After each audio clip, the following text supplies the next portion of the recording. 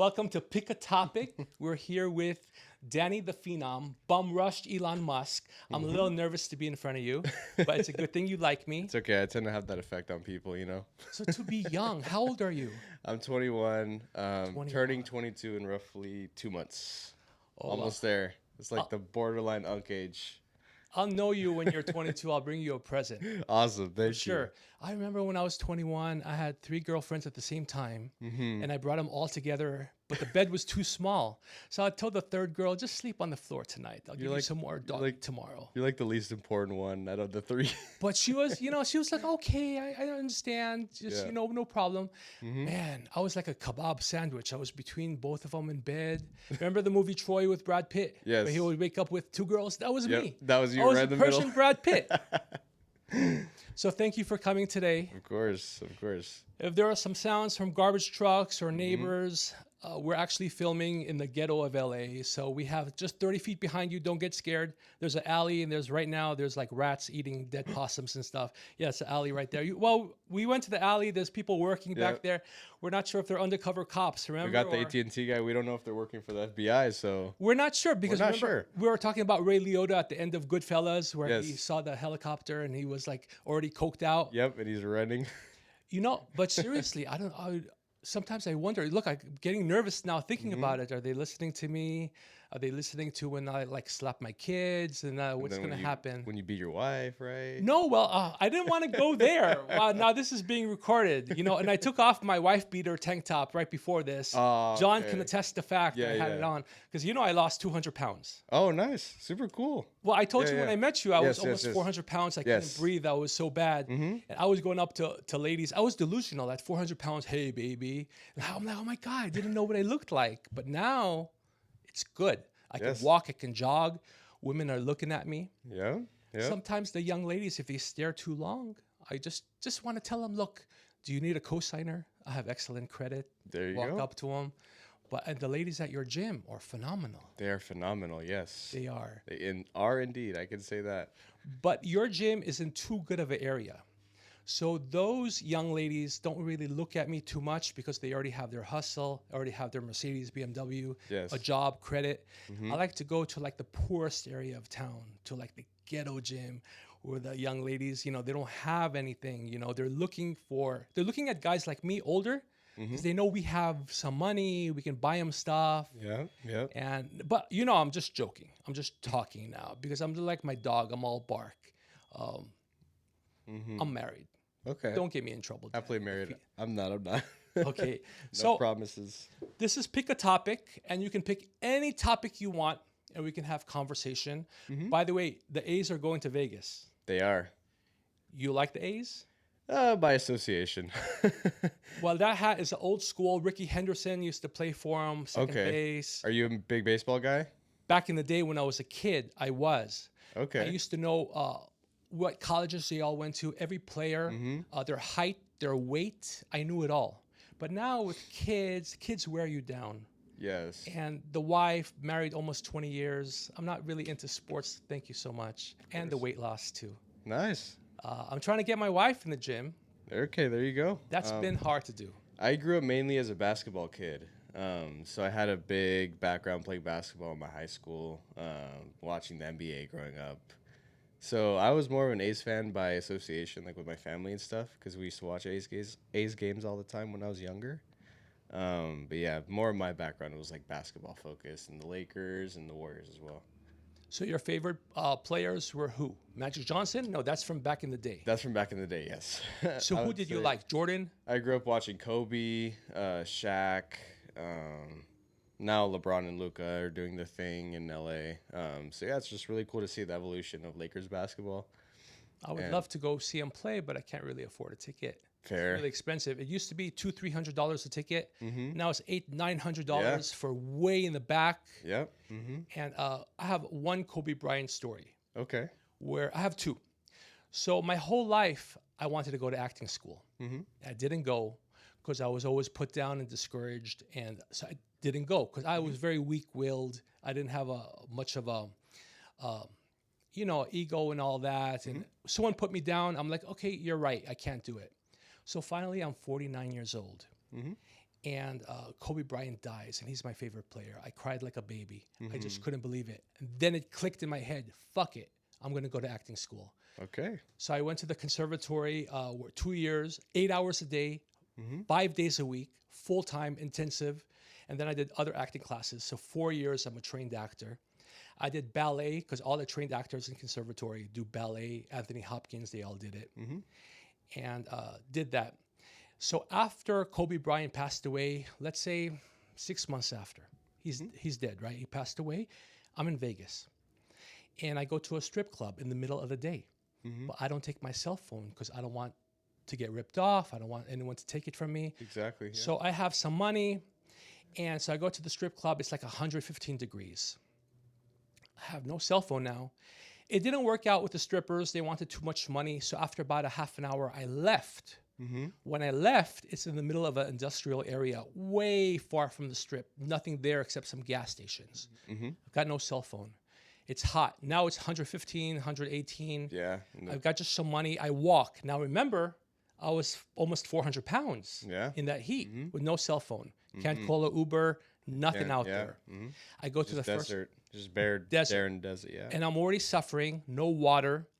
Go to one gas station, ask for help, tell them I have money. They kick me off. They're like, if you're not going to, get gas. I'm like, okay, just if I can use your phone.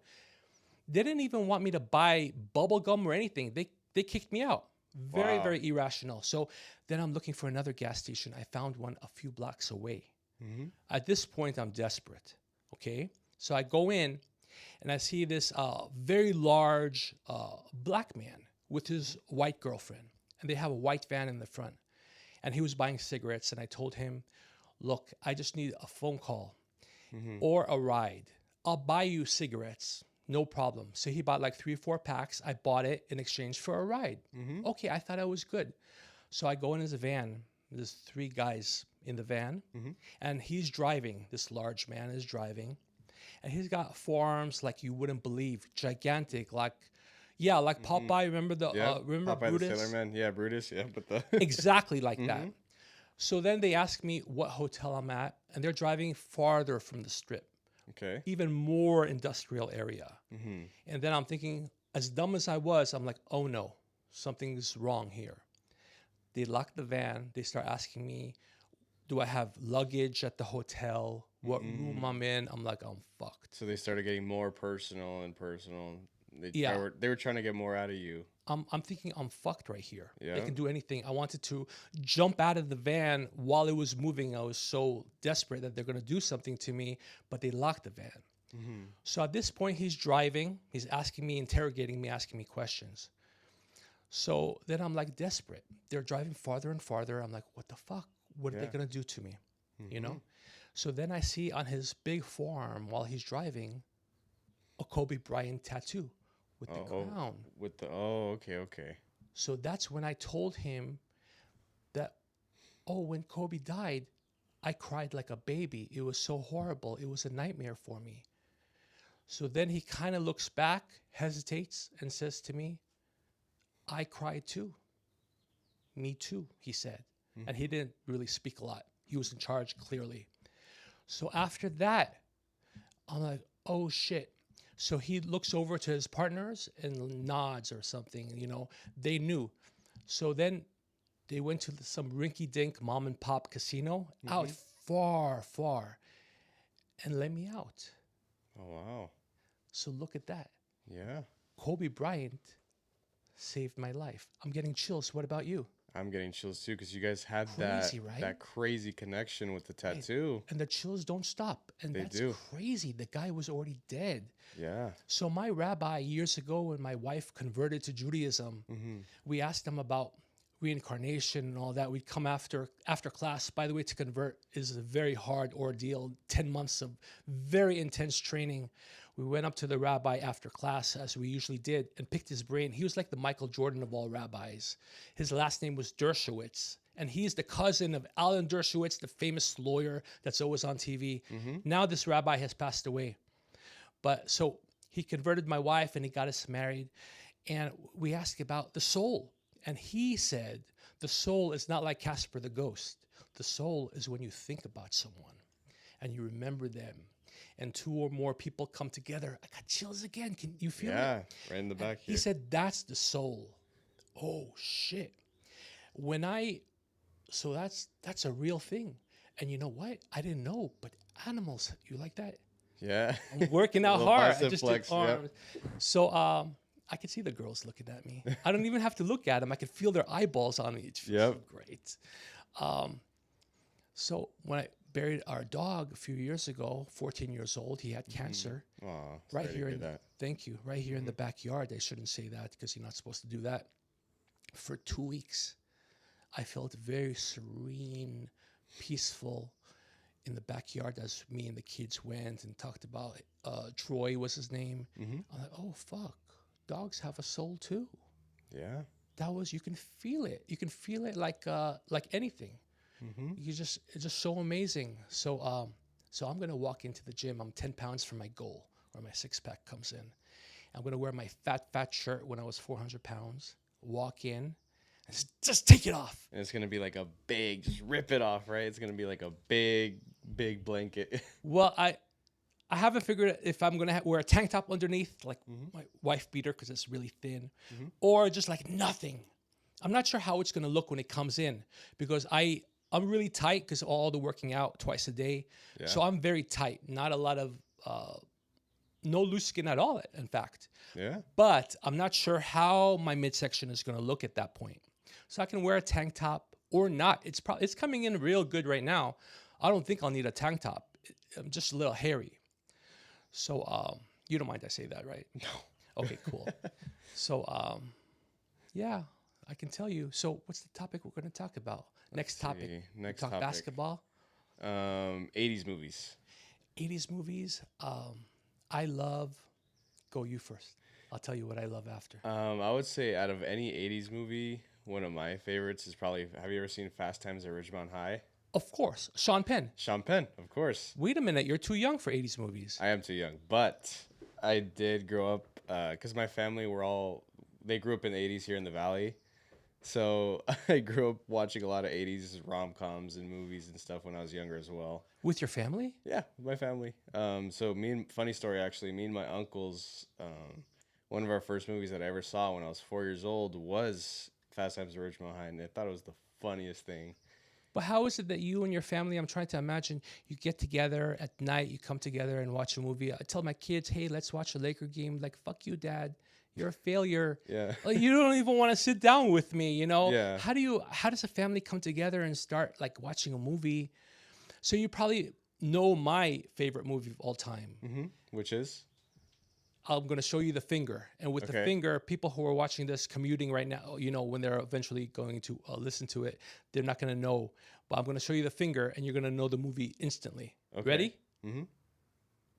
E.T.? You got it. Okay, sweet. Yeah, I love that. I cried. That was such a good movie, yeah. But that's so more. Didn't E.T. come out in like the late 70s? No. Or was it 80? 1980, it must have been 81. Yeah, it was like the very early 80s, I remember. Yeah. Mm-hmm. Spielberg did a lot. Yeah, that movie too, especially. I remember watching it on reruns because they used to show it at Nick at Night. When I was around that age too, that I was watching 80s movies, I do remember seeing reruns of that, especially late at night. Wow. You're a very unusual young man, because usually young men in your age range are bored by movies that don't have good resolution, or 4K, 8K. Now it's 12K. I just love all of the media tells a story, So especially 80s media, it captures a time and place where everything was much more simpler. It was much easier to tell these stories through limited effects that they didn't have now. Like as to all the Avengers movies and all of these new movies coming out, they're trying to be these opera pieces of crazy VFX, voice acting, CGI. When 80s movies were much simpler, they were easier to tell a story, and yeah, just overall they were really fun to make and see. Especially on the big screen. So. I can't get over. I'm looking at you, listening to you. Mm-hmm. You're a good-looking guy. You have a girlfriend? I don't have a girlfriend. How is that possible? Because I was going to ask you if you had a girlfriend. Maybe she had an auntie for me. No, go to a barbecue and bring me and say, this is my uncle. He just got out of prison. You know, do a backstory because girls like bad guys, right? Yeah, I mean, to be honest, right now I'm kind of at the phase of my life where like if it happens, it happens. I'm not like actively seeking anything, so I'm kind of just having fun in my life right now. I'm young. You're young and it goes quick too. It does, yeah. It does. I remember meeting my wife at the liquor store on a Friday night. It was late, and we both reached for the same malt 40 malt liquor, and our knuckles touched. And then I went to pay for mine, and there was another one. She took the second one, and I was putting together my nickels and dimes, and like, fuck, I'm 45 cents short. This Pakistani is not going to give it to me. And then she comes from behind and says, well, not behind. That came later. And she says, you know what? I got you. That's when I knew she was the one. She paid for my malt liquor. Love at first sight. It was so good. And then she was just breaking up with someone, so she was on the rebound. Yeah. So, but you know, I had a lot of hair like you. So I say over the last 20 years, she's completely destroyed me. Now bald. You have kids? I have kids. The kids are wonderful. Okay. But they're hard to deal with. Yeah. One is 17, not driving yet. I give him hell about that. And the other one is 13, and he plays the violin like phenomenal, like you are phenomenal. Which one's the hardest one to keep in check? They are tag teaming all the time, so they are hard in their own ways. The 13-year-old is hard because he knows he's really good. So sometimes we make fun of him, like when he's in the morning getting ready, is doing his hair. It's like, how dare you interrupt me? I'm the maestro. So now he demands that we call him Maestro. Okay. And right before I drop him off, he looks in the mirror in the car, and then outside of the car before he goes, like the 20th time that morning, he looks in the mirror before he goes to school. I'm like, you're going to be late. You got to go. And he demands that I do the voice, the voice, mirror, mirror on the wall. Yep, you are the greatest of them all, yeah. He makes me do, you are the Maestro, the highest of the high. No one comes before you. Fuck, I have to do that every morning for him. But he plays really well. Beautiful. Yeah. That's awesome. Yeah. He's really good. And the moms are always like, oh, he's a genius. He's so good. I'm like, oh, did you want one? We can work on one. But I haven't had luck since they were babies. They're the cutest things. Like no mom has ever wanted me in any way whatsoever. I think my wife has like an angel of death come over me, come around me wherever I go. Like her angel of death prevents me from like hooking up with anyone. Yeah. I haven't hooked up with anyone at all in 20 years. Exactly, yeah. My kids don't believe it. My 13-year-old's like, whatever, let me play the violin all night. He's 50% Salvadoran. My wife is Salvadoran. Oh, really? Yeah, so he likes he likes to do shit at night because the Hispanic people all night, they're up all night. ¿Hablas español un poquito? Hablo español. Oh, fuck. You can speak Spanish? Yeah, I'm Peruvian. You're Peruvian? I'm from South America. Yeah. Oh, I couldn't put my finger on it, but you got that flavor. You like Inca Cola? That little Cola? ethnic touch, right? Yeah. Inca Cola? I love Inca Cola. Yes. I can't drink it anymore. Oh, man. I had it last night, actually, as a matter of fact. Shit. Yeah. Really cold? Really cold, yeah. I had it with some potato balls from Porto's, steak torta, my Inca Cola. I was set. I ate that, touched my bed, crashed. Inca Cola with some yellow ice? With some yellow ice, yep. See, the problem is I'm, in a way, essentially like an alcoholic. Not an alcoholic, but with food. You're a foodaholic. A foodaholic. In a bad way, because I've had a food addiction, sugar addiction my whole life. Ever since I was a baby, I was premature. Okay. 3 months. I was like under 4 pounds. I know, hard to believe looking at me now. Wow, yeah. So my mom did something that she, I guess out of love, but it was horrible. So she put a big hole in the baby bottle and put sugar in there. In the milk. Pure. Yeah. So within 2 months, I blew up. I was really cute, but it fucked me up for life. Yeah. So where was I going with that? My attention deficit is all over, but I'm talking about Inca Cola. The foodaholic thing is, so if alcoholic has a drink, yes, he's off the cliff. He's gonna keep drinking. He's fucked. Blacks out, and for a week, 2 weeks, he might never get back. So if I have some sweet stuff, cheeseburger with pizza, which I have to do at their birthday party, cake, I'm off a cliff. And I'm like, fuck it. I'm not going to the gym the next 3-4 days. And since I'm not going to the gym, I'm going to eat this much more. So every day I have a calorie deficit. That's how I got to where I'm at. But on those days, I'm eating 7, 8, 9, 10,000 calories a day and gaining weight. And then it takes me 2, 3 weeks at the gym to lose the weight that I gained just to get back to where I was. So I'm back 2, 3 weeks. I've been doing that for so many months, but now that I'm down to the last 10, 11 pounds, I'm stronger than before, where I go off the cliff. How do you feel? Mentally, physically, So your overall well-being? Do you feel like a complete 180 so good. since you started your fitness journey? I flash my wife every night because she's like the only female to flash. And you So didn't scare her for the first time where you're like, ah. I do like the gigolo thing. You know how they do lap dances? The male, I do that for her. And I dance for her. And I'll be right back. I'm going to the bathroom. Boom. I flash her like when she's not expecting it. I show off my legs and I come up to her and I'm like, would you like to touch? Because it's really hard. I can leg press 1,000 pounds. Nice. I could do 10 45s on each side. Yes, that's awesome. And people are like, oh my God, I can't believe he can do that much weight. So I actually go to her work and let her girlfriends in her office touch my legs. And she's cool with that, my wife. So they're like, yesterday I went to pick up something for my wife in the morning.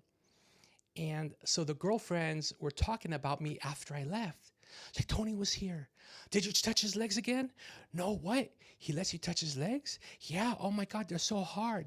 Oh my God, they're talking about me in front of my wife. Yeah. And she's okay with it because she knows I'm all bark. I'm not going to do anything. I'm faithful. Of course. I could just talk. She knows how I am. And plus, even if I wanted to do something, my wife would never leave me. Of course. I go to Costco twice a month, Trader Joe's twice a week, John's Pavilions. I do all the bill. Ask her what her cable bill is or her phone bill. She's not going to know because I do all the bills. I do all of it. So I can come to her right now and say, you're the mother of my kids. I've been cheating on you with 100 different girls in the last 10 years. The first thing she'll ask is, did you get the milk? Yeah. First thing. That's Priorities. all. Untouchable. Yep. But of course, I'm being recorded, so I'm gonna say that I'm a good kid like you. Okay, so you live at home. I do live at home. I'm currently in college.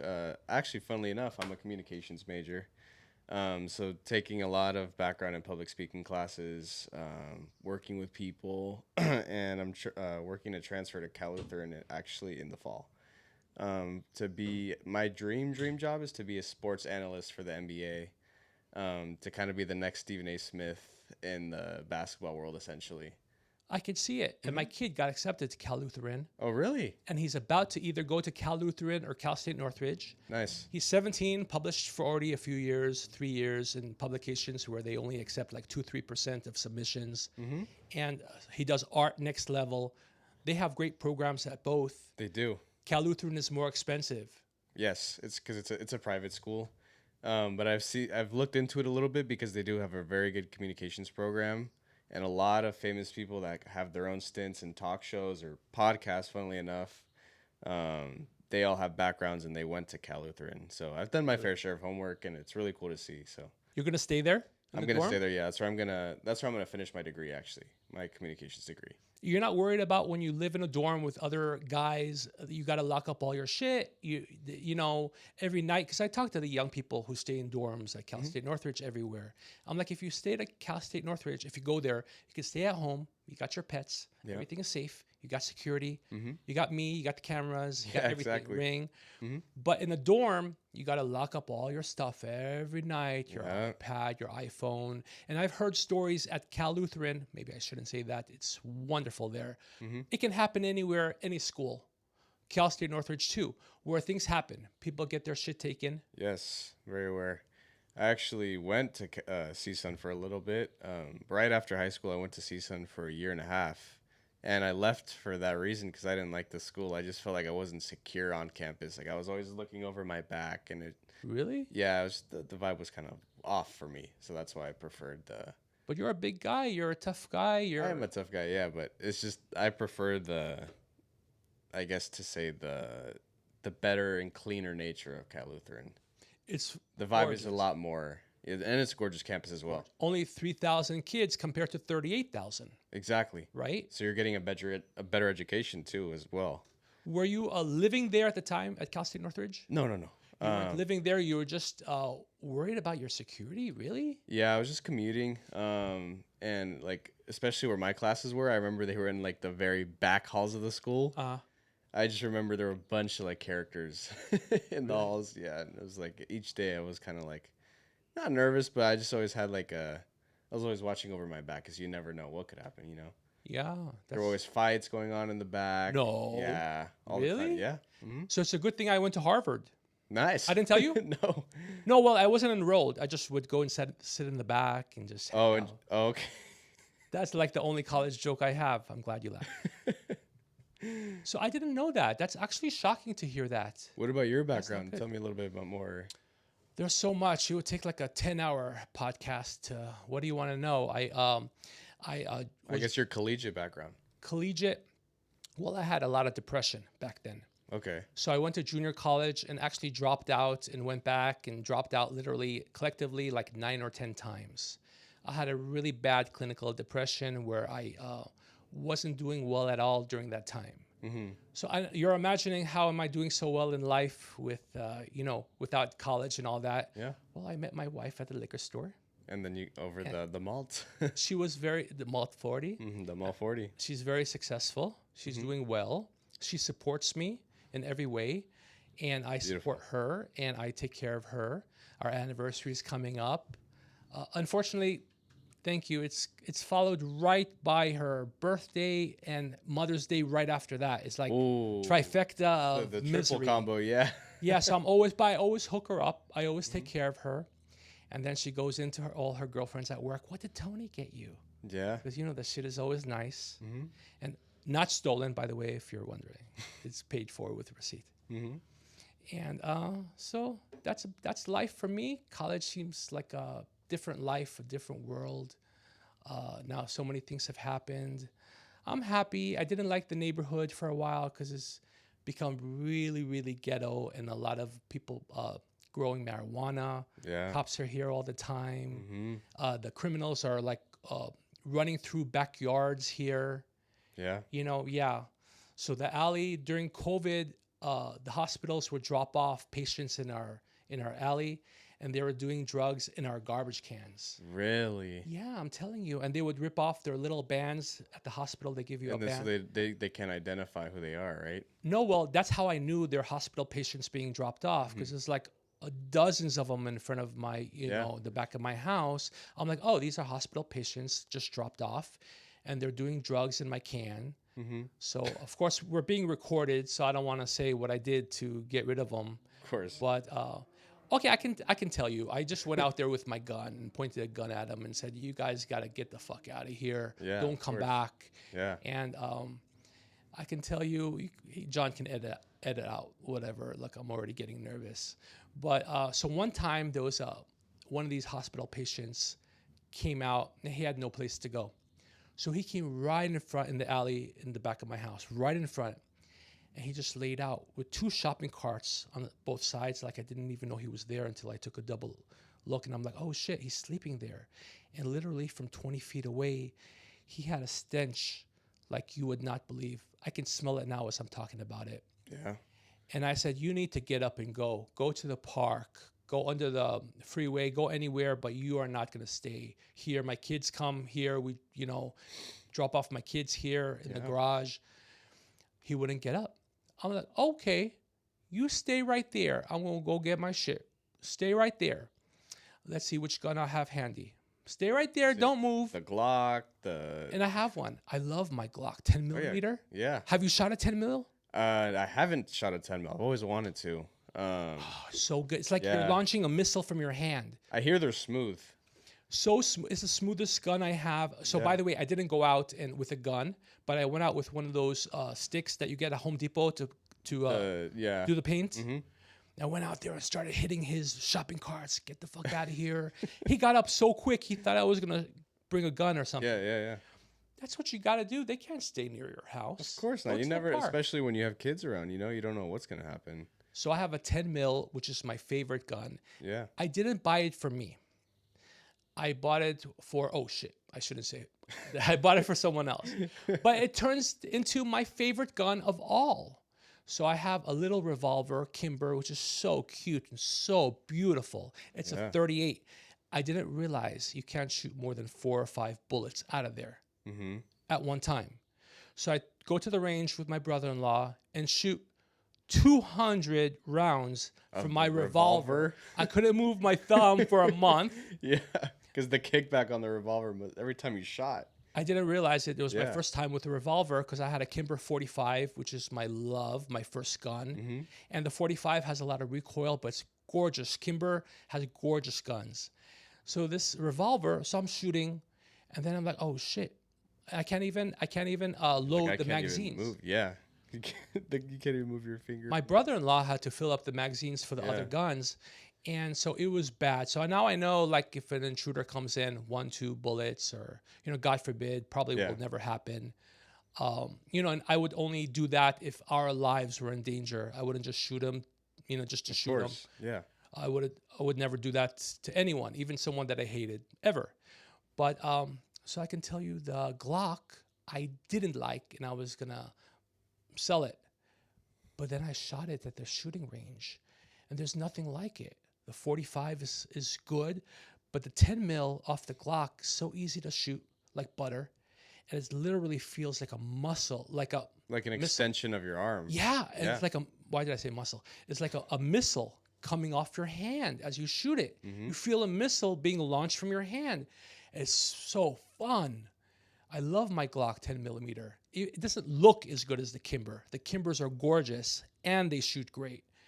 But the Glock is, oh my God, this is turning into a MAGA show. What have you done? You're ruining my career before it started. I'm trying to get everyone to watch. Yeah, of course. Now it's going to be the hunting people and the people, who have cabins up in the woods. What are you doing to me? Now we brought up the gun talk. Yeah, because it's cool. I only shoot with my brother-in-law. Okay. So he only comes, he's living in Arizona now, and he comes maybe twice a year. So we go to the shooting range together twice a year. I don't go with anyone else, even people I like. I know people, cops, that let's go shoot. I'm afraid they're going to shoot me. Be like, no, I'm sorry, it was an accident. They're going to get away with it. So I don't shoot with anyone except my brother-in-law because he knows He's that the only trusted person. The only one. Because his sister needs me. My family needs me. And he's not going to... He's family. He's not going to do anything. He's going to protect me, look out for me, because I'm so good to his mom, my mother-in-law. Yes. And so good to the family. So I can trust that. Yeah. So he's the only one. And I can tell you, the first time my mother-in-law saw me, she's very, very Catholic. And the first time she saw me, first she talked to my, at the time, my girlfriend, my wife, and said, is it another Hispanic guy? He's not another short guy, right? I said, no, he's Jewish. And Jesus was Jewish. Yeah. So right there, she was interested, very intrigued. And the first time I saw my mother-in-law from across her driveway, remember, I was like young. I had hair. I was working out at the time then before I atrophied and lost all that muscle. And so her jaw dropped and she looked at me. I was 6'1". And so I was a prize for her daughter because she never dated a tall Jew. Yeah. Educated, good family.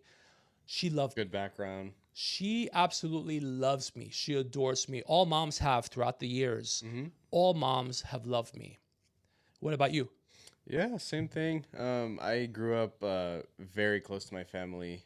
So I value connection a lot, and especially from my previous girlfriends, I never had a bad review when it comes to my upbringing, and I've always been seen as like a man with good morals and a good moral compass too. So I can see that. I value things very deeply, and that's something I want to share to whoever I'm with, really, even platonic or my lover, whoever it may be. It's just something that I take very deep pride in. So no girls have ever put restraining orders on you?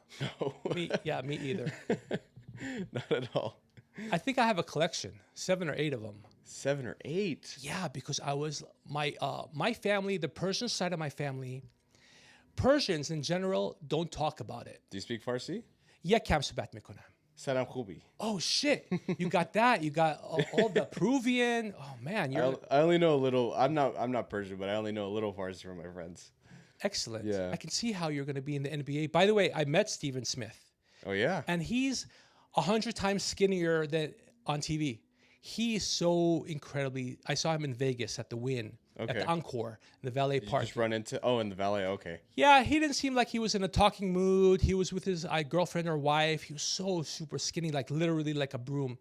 He didn't look so happy, so I left him alone. Most celebrities are really happy-go-lucky, like I would be like that, very Yes. giddy. But so when I see someone like that, I want to just be like, hey, or not even a hey, just hey, oh, that's him. You know, leave him alone. Like Pharrell, you know Pharrell. of course. He was like that. You seen Pharrell too? Yeah, well, hard to believe. I get around.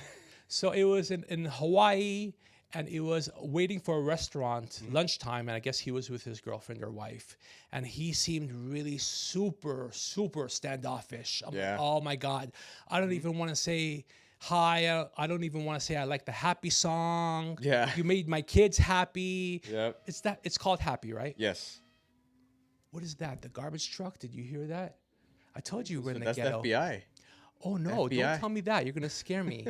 But I think it's coming. garbage trucks, and no, it's Friday, so yeah, you never Well, know. Unpredictable. Yeah. On Unpredictable on Friday, or sometimes they don't come at all, Friday. Yeah. or they come too early, or they come later, so you never know.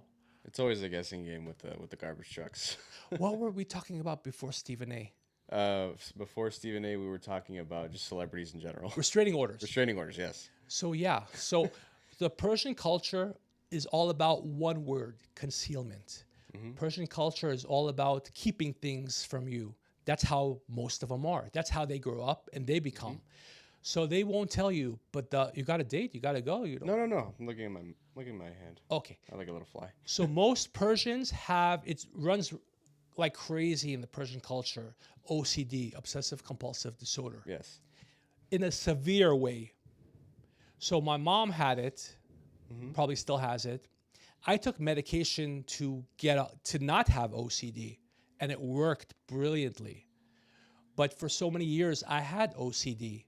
Very severely affected me in a very detrimental way. So when a girl would break up with me, which happened a lot, I'd be like, oh, fuck no, you're not breaking up with me. You know, so I would walk up to their window at night. Oh, fuck, she's already fucking around. I would walk up to their window. Oh, thank God she's sleeping. I can hear her breathing. Oh, thank God. And it's all in the book. Yeah. That's your copy, by the way. Sweet, awesome. I'll autograph it later for you. Perfect. Funniest book in the history of the world. Yes. You read the first page and started cracking up. Memoirs from a Broken Heart, book 1. The size of a college dictionary, 220,000 words. Yes. The only one who writes longer books is like Stephen King, James Michener. You probably don't know the author, James Michener. I know Stephen King, of course. So back then on Amazon, when you looked up, that came out in 2004. And there's a sequel that's even funnier than that one. It's hard to believe. So back then, that's another truck. They're probably running over the rats. They are. It's all right. So back then, you can't do it anymore, but you can look up on Amazon Books who has the longest books, the length of books. Number 1 was Stephen King. Number 2 was Tony Rockman. Oh, was it? Current authors. Oh, hilarious. Yeah, because dude, 220 to 240,000 words. Yeah. That's bigger than a college dictionary. Especially, yeah. Especially Filled with jokes, too. any page you go to out of the 630 pages, any page randomly, you'll laugh out loud. So my end game for my books was to sell the movie rights, which didn't happen. But books and literary material is like real estate. You can always sell it one day later or not at all. 30 years later. Exactly. So that's why I hope, no offense, I'm using you and using all the other guests to be big. There goes the garbage truck. Check it out. Okay. And we're not gonna have the sound in the background anymore. that's all right. I think that was the last of it. So pick another topic. Let's see. We went from 80s movies, basketball. Stephen A. Smith. Restraining orders. Which you don't know anything about because you're such a good young man. How about the gym? I love the gym. Except I had a problem at Crunch Gym I talked about with my last guest where they were playing church music. I told you about this? You did not. So I put a bad review and they hated that. I'm like, yeah, I'm not trying to entertain you. I was trying to piss you off because I actually had to leave. I requested from the manager if he can please change the Jesus Loves You. It was really like a 30 minutes of that and it wouldn't stop. So, and they can hear it in the reception. So he hears it playing and all he's got to do is change the music. And he didn't, he refused. And this is the same manager that I've made him laugh hundreds of times over the last 3 years. That's primarily where I went to lose a lot of weight. The people are very supportive. The Crunch right here on Sherman Way? The ghetto one. The ghetto one? Oh, I love that gym. So it's great. It used to be Powerhouse. It's got all the stuff. Yes. I can get a complete workout. So I've told him many, many times over the last 9 months, hey, the music is John Mellencamp. Come on, man. I'm trying to get a pump. But this time it was over the line. It was church music. I'm like, I'm not trying to think of Jesus when I'm looking at the girl lunging. And, she's doing the triceps, which you right there, so beautiful, right? And trying to get Jesus out of the way, not in my mind. And you just want your eye candy. He wouldn't change it. In fact, not only did he refuse to take that off, as I'm talking to him, he's looking away and not making eye contact with me and ignoring me flat out. Not looking at me and ignoring while I'm speaking to him. So, oh, fuck. So, what the fuck? So, I didn't like that at all. Nobody would. Not respectful. So, I go back to working out and I see he's not changing it. So, I'm very sensitive. I have my attention deficit and all my other issues. So, I pack up and leave and go to 24-hour, where I prefer not to have any music, which is bad too. Then, what do you typically listen to? What is your go-to gym playlist? I love rap. I love hip hop, which generally they usually have their blasting. So I love it. Yes, and I can't wear headphones or the things in your ears like John has. He's listening right now to the camera. I actually have a funny story because people come always to the front desk, always being like, "Can you change the song? And I haven't done that. I haven't done that. We actually don't have any control over the aux. It's all a corporate playlist. The only thing we can do, we have a little slider underneath the front desk where we can change the volume. That's like the only thing we can do. So how people they think we take like requests like we're DJs or something at the front desk. Well, how come when I go later in the evening to 24-hour, it's got some rap music playing, but in the morning, never. And I go to the 24-hour next to my house, next to Walmart, like 2 blocks away. I like to do abs there. They have ab machines that you guys don't have and vice versa. Yes. They don't have any music playing. So I'm into my own workout, but it's better than church music. It is. What the fuck? And nobody knows me at the other 24 hours. So nobody bothers me, comes up to me. Because you come up to me, I'll talk to you all day long. I won't even remember my workout. And Crunch, over 3 years, I have so many friends and supportive people. Yeah. They're asking me for loans. They're coming up. What do you think? How do I do this, do that? I give them advice on life. So I cannot go. I walk in within the first 5 minutes. 20 people have acknowledged me and said hello. So it's rough for my workout. It makes it much harder, especially on certain days when my friends are there, quote unquote. 24-hour, I'm working out set after set, exercises. Nobody's coming up. Yeah. I'm locked in, but the music there is phenomenal most of the time. It's like you, phenomenal. Except for that one day. Other days where they played country music. So I left a review that if you like banjo music, that's the place for you. If you like funeral music, go to Crunch. And then I left him one about, so his name is Kevin, the manager. And ever since this happened, now he said hi to me. I guess he forgave me. But I wrote about how he goes to Vallarta and puts things on layaway. Get it, it's cheap there. Yep. Or, he was obviously adopted by a no credit having family. It's coming from a place of anger. I was very upset. So that's why I wrote that. Even though some people might find it amusing, I was trying to piss them off. They never called me to apologize for the church music. Nothing.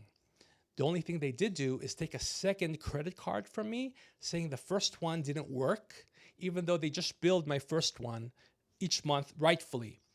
So why did the girl at the counter, who's a new girl, ask for a second card when the first one's working? Yeah. So I found out why.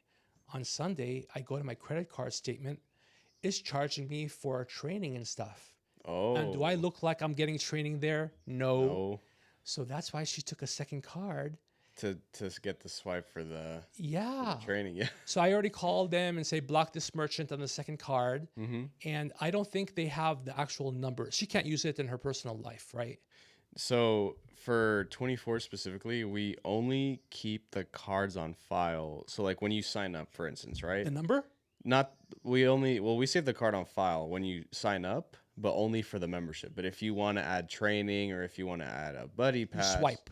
We have to get your card info again. So we can't just like randomly access that card to add something. Every time you purchase something, we need to swipe the card and manually fill in the details. So okay, it's kind of weird that they charge you for the training. So you manually put in like the expiration and all that, but the actual number, you don't actually write down the whole number. When you sign up, yes. No, but when you're getting a new card. When you're getting a new card, no. So she doesn't have access to it. No.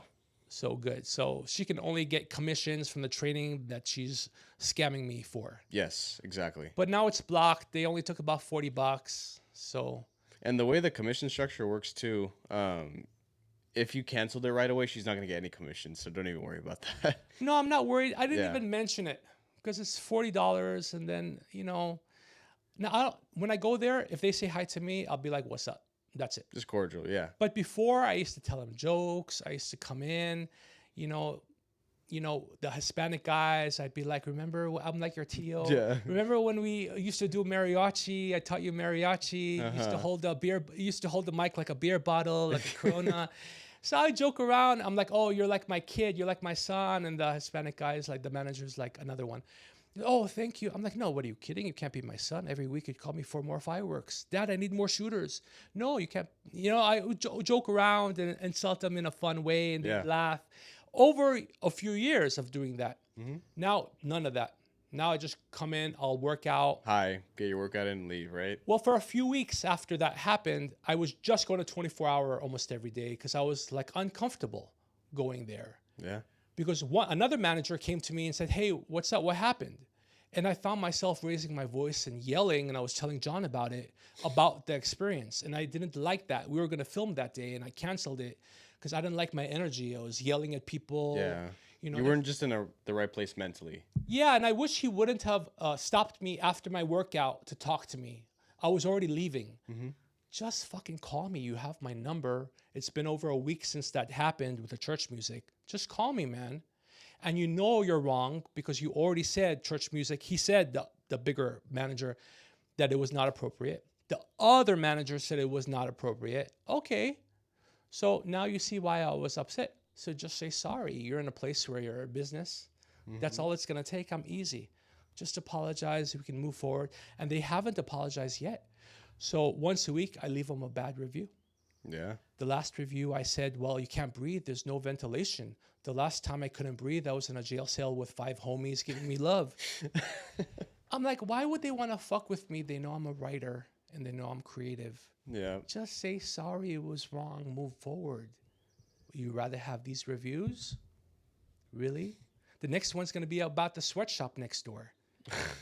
Why would they want to go there? And just for fun. I'm just sitting there at the couch. Yeah. And like, let's, just for fun. And that's not me. I don't want to do that. But hopefully I could just move on. The manager who was at fault already said, hey, Tony, like nothing happened. I was like, hey, what's up? Yeah. So one more topic before we shut it off. One more topic. Let's see. I'll make it a really juicy one. That's what I like. Out of the box. See, out of the box. We could be talking about anything, any topic. How about this? I'll flip the script on you. You pick a topic. Okay. Let's talk about one of my favorite things in the world. Read my mind. Your wife. You're going to really get me in trouble today, man. My anniversary's coming up. Something else. Something that my wife has. Let's see. A car. No, man. Vagina. Vaginas. Come on. I don't know we were going that out of the box. God. I'm going to tell you something I've never told anyone. Okay. It's a little embarrassing. Okay. So since the topic is vagina, I didn't have sex until I was 22. No shame in that. So no shame in that. What happened was I was waiting to find someone that I've always been a romantic at heart. Big time. Still am. And I wanted to find someone that I had the perception that I'm going to find someone that I love, someone who's so wonderful. So I waited. There were a couple hoes in high school who wanted me. I told them, no, I'm not interested. They would actually walk away from me. Yeah. One girl's name was Jamie. Imagine if a cute girl came up to me now. Would I tell him to walk away? Hell no. So I waited. I turned down these young ladies in high school. I waited. And finally, when I was 22, who did I have sex with? The irony of life. But the biggest hoe on the planet, Jeez. the hoe of all hoes. That's who I waited for, who I thought I was going to be in love with. So she was with me. And then she was with my best friend, BFF, right? Best friends forever. And she went with him. And she ended up having kids with him. Oh, so she's a homie hopper. And you know, he was at fault too, because he's supposed to put bros before hoes. Exactly. People still say that. They do say, yeah. So I waited for this girl, but the thing is, the first time ever I was 22, she was already, as you can imagine, very experienced. So I didn't know, because the first time doing anything, you're not good. So I was just rubbing off her clit, and I'm like, oh shit, this is so good, you know, because I thought it was in there. It was like, oh my God, it's so. As she's looking at me, she's laying on her back, looking at me like she's mad, like, hey, and I'm like, what? We're doing it. What do you mean, what? Yeah, it's like we're you're in the doing moment. it. You're like, It took me a just while what to do. figure it out. That then when you go in, like, oh shit, that was not it. This is it. And You gotta really feel it. You really gotta. but I didn't know the first time because it was wet and good. Yeah. I don't know if that's too graphic, but fuck it. So if YouTube takes us off, God forbid, we have Spotify. Joe Rogan got 500 million just on Spotify alone. Yeah. There you go. Exactly. And you know, we have the channel. He's his unfiltered self. He kind of just rambles on about whatever. So go ahead. And he's got 20 million. Are you saying I'm talking too much? No. I'm saying keep the imagery. He's got 20 million people watching his podcast. Yeah. And he's not really telling jokes, because it's really hard to tell jokes on the table. It is. So if you find LeVon, what's his name? Theo Von. Theo Von? Theo Von. So he has only 500,000 people watching his podcast. And if you know why, if you ever watch it, there's no jokes. He's not telling any jokes. So a comic just prepares his material, see what works, memorizes it, goes on stage and does his prepared material. And people watching it who don't know he's prepared that over the last year or 2 or 3 years, they think, oh shit, look at that, it's so funny. They don't realize he's told the same joke. So you get that same comic on the table and they've got no jokes. Unless it's like a Jerry Seinfeld, Dave Chappelle, who's got a catalog of jokes and stories like you might imagine I might. And what about Matt Rife? I don't know who he is. So he's a very funny comedian, actually. He does a lot of the whole like young, kind of good-looking guy kind of jokes, sex jokes, crowd work. Yeah. Is he funnier than me? No. You're the king. I love you. I love you, because most people, when I ask, is like Leo Vaughn. Did I say his name right? Theo Von. Yeah, it doesn't matter. But so when I always talk about him, oh, he's so funny. I'm like, is he funnier than me? And people usually talk in code because they like that comic, but they just heard me tell 20 jokes in a row. So what they say, they don't say that I'm funnier. They always say the same thing. Oh, you guys are different. Because they don't want to say about their comic. They're wrapping it in a nice way of saying that, right? But if you notice, he doesn't tell a single joke because he's just got his memorized material. So at Chris Rock, the first time I saw him at the Improv, he was just starting out his first HBO special ever. And I saw him on stage. And up until that point, okay, we'll wrap up with this one. I think we're running. The battery charge is going down? Okay, so we'll do that and we can discuss later. So I didn't know I was naive. I thought they just go up and do their thing. Yeah. So he's got a piece of paper and all the jokes he's telling are not working. The whole crowd are quiet. Every joke, no one's laughing at all. The one joke that worked out of like 50, he did his first HBO special and the joke was, I love going to an abortion clinic because you know those girls are fucking. Yeah. That's the only one that worked. And Chris Rock also memorizes material, goes on stage. So I think the whole point is that I believe I'm going to get more than 500,000 that Leo Fon, whatever the fuck his name is, or 20 million. Joe Rogan, I like, but even his last special on Netflix was not funny. I had to shut it off. It shows you how hard it is to come up with material, let alone on the table. Do you think I'll be number one? You'll be number one. Is that your question? Yes.